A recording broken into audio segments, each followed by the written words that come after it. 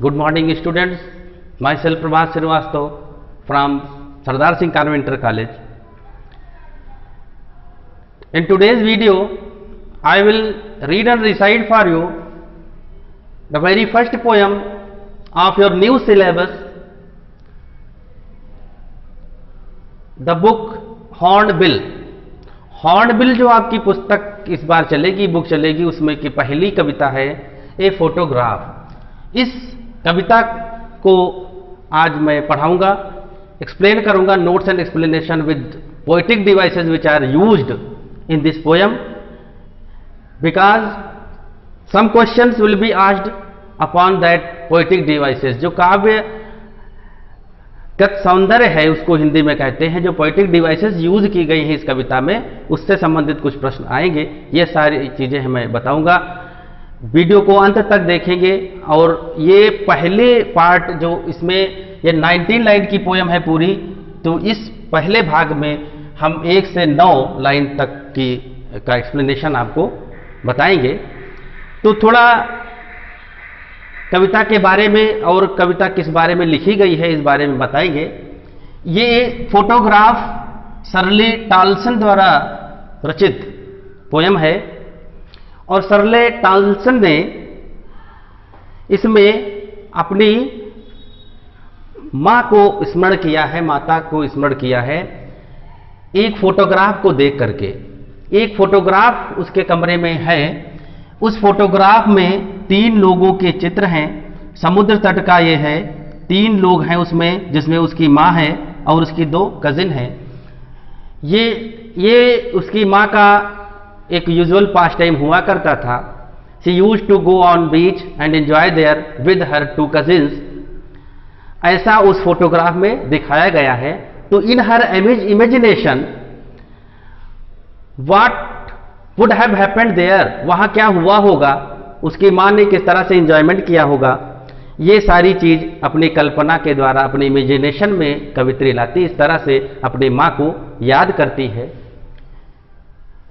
देखेंगे लिखा है द कार्डबोर्ड शोज, पहली लाइन पढ़ेंगे। The cardboard shows how it was, cardboard here is that frame in which that photograph is stood, जहां ये फोटोग्राफ है जिस फ्रेम में, उसकी ओर इंगित करता है cardboard. The cardboard shows how it was, वो कार्डबोर्ड दर्शाता है हाउ इट वाज, कैसा था। When the 2 girls cousin went paddling, जबकि 2 गर्ल कजिन यानी उसकी मां के साथ जो उसकी बहनें थी, चचेरी ममेरी बहनें, कजिन्स, वेंट पैडलिंग। पैडलिंग का अर्थ यहां पर होता है to go in water barefoot, नंगे पैर सैलो वाटर में खेलना, जल क्रीड़ा करना को पैडलिंग कहते हैं। इस शब्द को पोएटस ने यूज किया है। The cardboard shows how it was when the 2 girls cousin went paddling. Cardboard ये दिखाता है कि किस तरह से उसकी माँ उस समुद्र तट पर जाती थी और उसकी 2 कजिन्स भी उसके साथ होती थी, और वहां जाकर के वे उस समुद्र के उथले जल में पैडलिंग किया करती थी। आगे कवित्री लिखती है each one holding one of my mother's hands. जो मां की फोटो है वो बीच में है, जिसे वो पहचानती है कवित्री, और उनकी जो 2 कजिन हैं वो उसके साइड में है। तो यहां वो एक पिक्चर यहां पर दिखाने के प्रयास करती है कवित्री कि ईच वन यानी उन 2 कजिन में से प्रत्येक, holding one of my mother's hand, उसकी मां का एक हाथ पकड़े हुए हैं, एक हाथ थामे हुए हैं, मां बीच में है, दोनों उसके साइड में हैं, और तीनों की तीनों उस समुद्र के जल में पैडलिंग कर रही हैं। ऐसा दृश्य यहां पर प्रस्तुत करती है पोएटेस। फिर लिखती है 4th लाइन में and she the big girl, and she the big girl, here she is poetess mother, and she the big girls यानी बड़ी वाली लड़की यानी उसकी मां, सम 12 ईयर्स और सो। जिस समय की ये फोटोग्राफ है उस समय उसकी मां की आयु 12 वर्ष की थी या 12 के आसपास की थी। तो 4थे लाइन में उस अपने मां के बारे में बताती है कि ये फोटोग्राफ उस समय का है, eight that time when her mother was 12 years old and she used to go on sea beach to enjoy. It was her usual pastime at that in those days. And she the big girl some 12 years or so. और वो बड़ी वाली जो कोई 12 वर्ष की थी, यानी कवित्री की माँ, आगे लिखती है, and all the three standing still to smile through their hair, और तीनों की तीनों स्टिल, फोटो का पोज देने की मुद्रा में, स्टिल माने खामोश खड़ी हो जाती थी। ऐसा कवित्री या पोएटस अपनी इमेजिनेशन में ला रही है। ऑल थ्री यानी माँ और उसकी दो cousin, all three standing still to smile, मुस्कुराने के लिए, through their hair, the photograph shows their smiling faces, तीनों के मुस्कुराते हुए चेहरे ये फोटोग्राफ दिखा रहा है। तो फिर इमेजिनेशन में जाती है कवित्री और सोचती है कि जब वे वहां जाती थी या खड़ी रहती थी तो उसी जल में खड़ी रहकर, खामोश खड़ी होकर के मुस्कुराने के अंदाज में, थ्रू देयर हेयर, ये beautifully used by the poet. Yes, कवित्री के द्वारा बहुत ही सुंदर ढंग से ये चित्र दर्शाया गया है कि किस प्रकार फोटो लेते समय उसकी माँ और दोनों कजिन मुस्कुरा रही थी। And it might happen there, वहाँ कुछ ऐसा हुआ होगा कि द विंड वॉज ब्लोइंग, हवा चल रही है, and it was making their hair splitted and coming on their faces. जो हवा है वो चल रही है, इसकी वजह से उनके बाल उड़ रहे होंगे, स्प्लिट हो रहे होंगे और आ करके उनके चेहरे पर आ जाते होंगे। ठीक, तो दैट स्माइलिंग फेसेस, जो उनके चेहरे हैं, their smiling faces were seen through the locks, जो बालों की लटें हैं उनके पीछे से वो मुस्कुराते हुए चेहरे दिख रहे हैं। ठीक, ये एक दृश्य यहां पर है, फिर से देखेंगे। And all the three standing still, तीनों की तीनों खड़ी हैं खामोशी से, टू स्माइल, मुस्कुराने के लिए, थ्रू देयर हेयर, अपने बालों के माध्यम से, बालों के पीछे से। हमने बताया कि हवा चल रही थी तो हवा की वजह से बाल उसके चेहरे पर आ जाते थे, आ गए होंगे, और इस वजह से जो मुस्कुराता हुआ चेहरा है वो बालों के पीछे से नजर आ रहा है। ठीक, क्लियर? आगे देखेंगे। Eight the uncle someone was taking the snap, कोई वहां पर था जो वो फोटोग्राफ ले रहा है। स्नैपशॉट या फोटोग्राफ सेम थिंग है। तो उस अंकल की तरफ देखकर मुस्कुरा रही है, सो दैट कि फोटोग्राफ बढ़िया आए, ताकि जो फोटोग्राफ है वो अच्छा आए, इस वजह से अंकल की ओर देख रहे हैं विद द कैमरा। और ये अंकल जो है किसके साथ खड़े हैं? कैमरा के साथ, कैमरा लिए हुए वहां एक अंकल है, उन अंकल की ओर देख रही है। आगे लिखती है ए स्वीट फेस, अपने माँ के बारे में बताती है, आगे लिखेगी भी ए स्वीट फेस। कहती है कवित्री कि उसकी जो माँ है उसका चेहरा बहुत ही आकर्षक है, सुंदर है, चार्मिंग है, जैसा कि दूसरे बच्चों का होता है एट द एज ऑफ 12, 13 और 14, जैसा कि 12, 13, 14 वर्ष में हर बच्चे का होता है, ऐसा ही चेहरा मुस्कुराता हुआ, चार्मिंग सा, ब्यूटीफुल सा फेस था उसकी माँ का भी। लिखती है a sweet face. My mother's, मेरी माँ का। That was before I was born, that was before I was born. कवित्री दिखाती है कि उस समय पोएटिस का जन्म नहीं हुआ था, बहुत पुरानी बात है, क्योंकि तब उसकी माँ 12 वर्ष की थी। तो कब की घटना है? जब पोएटिस का जन्म भी नहीं हुआ था, उस समय की है। तो उस समय उसकी माँ का चेहरा बहुत ही सुंदर हुआ करता था, ऐसा बताने का प्रयास करती है। एंड द सी, ये दो लाइन इंपॉर्टेंट है, क्या दर्शाना चाहती है कवित्री देखेंगे। एंड द सी, और जो समुद्र है, which appears to have changed less, जो समुद्र है जो आज देखने पे ऐसा लगता है कि उसमें कोई परिवर्तन नहीं हुआ है, क्योंकि समुद्र एक प्राकृतिक बॉडी है, इसलिए उसमें कोई विशेष परिवर्तन नहीं हुआ है। जैसा उस समय था वैसा ही आज है।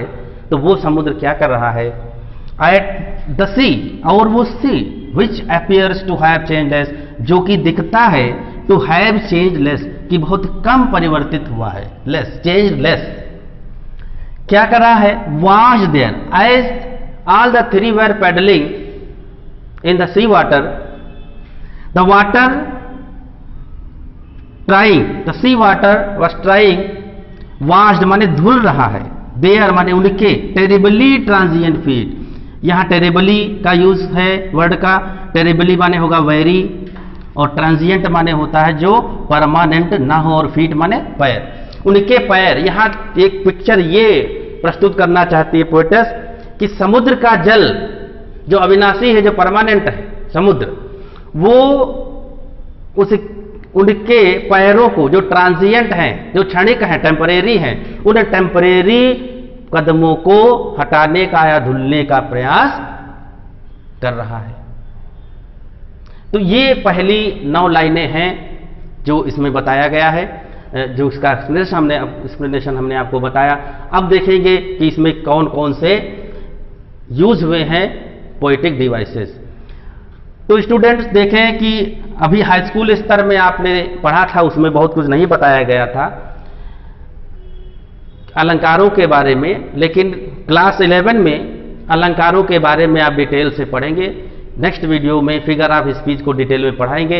इस पोएम में किस तरह की डिवाइसेस यूज हुई हैं, इनको हम बता दे रहे हैं। तो सबसे पहले आप देखेंगे पहली लाइन में कौन सा अलंकार यूज हुआ है, the cardboard shows how it was. आप यहां देख रहे हैं, यहां पर कोई भी पंक्चुएशन मार्क नहीं है। तो जब कोई पंक्चुएशन मार्क ना हो तो इंजैममेंट एक पोएटिक डिवाइस होती है, उसका यूज होता है वहां पर, इंजैममेंट। इंजैममेंट कहाँ यूज होगा कि जहां पर कोई पंक्चुएशन मार्क ना हो, माने 2 लाइनों को कंटिन्यू करती। आप देख रहे हैं, the cardboard shows how it was when the 2 girls cousin went paddling, फिर कॉमा लगाया गया, पंक्चुएशन मार्क है, और यहां पर कोई पंक्चुएशन मार्क नहीं है, तो ये क्या हो गया, इंजॉयमेंट। दूसरा आप देखेंगे माई मदर, यहां पर 2 कंसोनेंट यूज किए गए हैं कंटिन्यूअसली, एम और एम। तो जब कंसोनेंस हो या एनोनेंस हो, माने एसोनेंस हो, माने वावेल को रिपीट किया गया हो या कंसोनेंट को रिपीट किया गया हो, ऐसे में कौन सी पोएटिक डिवाइस होती है, एक पोएटिक डिवाइस होती है एलिट्रेशन, जिसका हिंदी में अर्थ होता है अनुप्रास अलंकार, यानी एक ही वर्ण की आवृत्ति जब बार बार हो तो वहां एलिट्रेशन होगा। ये बहुत ही महत्वपूर्ण बिंदु है इस कविता का, क्योंकि क्वेश्चन मस्ट बी आस्क्ड, अवश्य ही एक प्रश्न पूछा जाएगा पोएटिक डिवाइसेस के बारे में, तो इन्हें आपको ध्यान रखना है, नाम याद रखना है, कैसे यूज हुआ, ये सारी चीजें आपको ध्यान रखनी है। इंजॉयमेंट हो गया, each one holding on of my mother's hands, and she the big girl some 12 years so, ये हो गए। आगे देखेंगे, and all 3 standing still to smile, यहां देखेंगे थ्रू देयर, यहां पर भी देखेंगे टी और टी यूज हुआ है, तो ये भी क्या हो जाएगा, एलिट्रेशन हो जाएगा।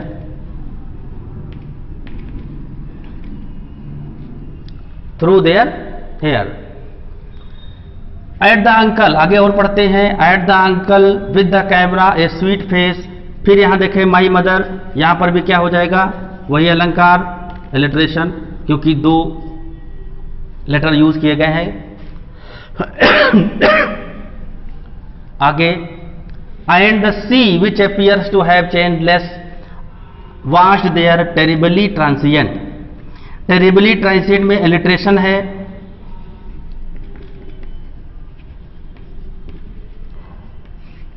और ट्रांजिएंट फीट, जब किसी के साथ एडजेक्टिव यूज होता है किसी नाउन के साथ, तब यहां पर एक अलंकार आता है एपिथेट।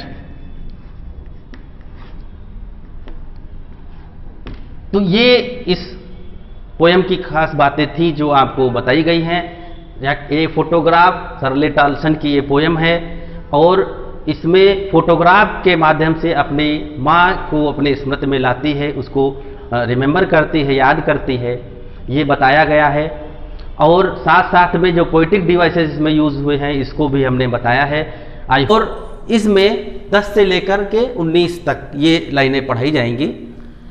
तो पहले जो लाइन पढ़ाई गई थी उसमें बताया गया था द पोएट सा a photograph of her mother and it shows that the mother was standing on the beach with her 2 cousins, यानी जो पोएटेस की माँ की 2 और कजिन्स थी वे उस समुद्र तट पर जाया करती थी। And there that photograph was taken by some other person. The poet rememorizes the past time of her mother and also her mother, यानी कवित्री अपनी माँ के उस अतीत को याद करती है, साथ साथ अपनी माँ को याद करती है कि किस तरह से उसकी माँ usually went on a walk on the sea beach and there she passed some time with her 2 cousins. तो ये उस पहली जो पंक्तियां थी उनमें बताया गया था। इन पंक्तियों में उसी को कंटिन्यू करती है, उसी थीम को कंटिन्यू करती है कवित्री और कहती है कि तब से लेकर के जो अब समय व्यतीत हुआ है, इन समयों में कवित्री ने क्या क्या खोया है, क्या क्या मिसिंग है, ये बताने का प्रयास करेगी। और क्या उसकी इमेजिनेशन में किस तरह की माँ की सोच रही होती यदि वो आज होती उसके साथ।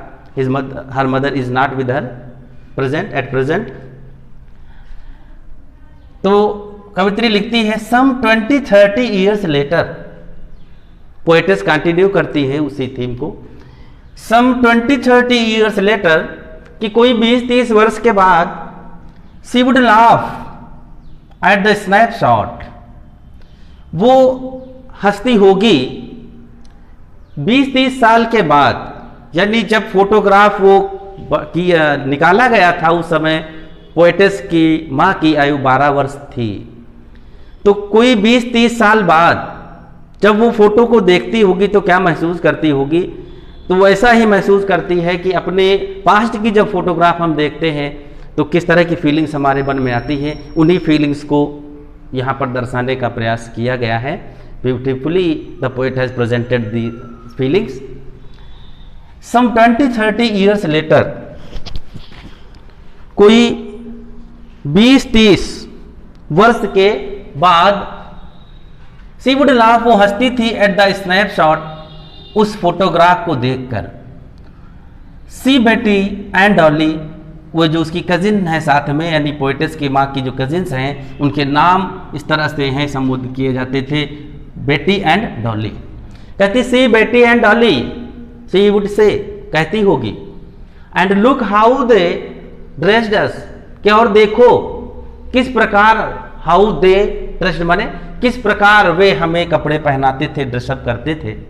फॉर द बीच, यानी जब उसकी माँ समुद्र तट पर जाती होगी तो किस प्रकार के ड्रेसिंग में जाती होगी, उन ड्रेसेस को छोड़ करके। At that time the poetess mother used to be a child, so she was prepared by some elder one, किसी बड़े के द्वारा उसको तैयार किया जाता होगा। तो उन ड्रेसिंग को देख करके, उस फोटोग्राफ को देख करके उसकी माँ कहती होगी, संबोधित करती है अपनी कजिन्स को, सी बेटी एंड डॉली, देखो बेटी और डॉली। तो फिर से देखेंगे पोएम को कि सम 20-30 ईयर्स लेटर, यानी उस फोटोग्राफ के खींचने के 20-30 साल बाद क्या महसूस होता था उसकी माँ को। सी वुड लाफ, हंसती थी उस फोटोग्राफ को देखकर, एट द स्नैपशॉट लिखा है पोएटेस ने, और संबोधित करती थी अपनी कजिन्स को, यह करती होगी, सी बेटी एंड डॉली, देखो बेटी और डॉली। सी वुड से वो कहती होगी and look how they dressed us for the beach, और देखो किस प्रकार वे हमें बीच के लिए तैयार किया करते थे, किस तरह के कपड़े वो पहनती थी। when she used to be a child and used to go on the sea beach for her usual pastime to enjoy the sea water they are paddling. The sea holiday was her past, यहाँ लिखती है the sea holiday was her past, कि उस समुद्र तट पर जाकर छुट्टियां व्यतीत करना उसकी माँ का यूजुअल पास्ट टाइम रहा था, अक्सर उसकी माँ वहाँ पर जाया करती थी। आगे लिखती है माइन इज हर लाफ्टर, और मेरे लिए हर लाफ्टर, उसकी ये हंसी।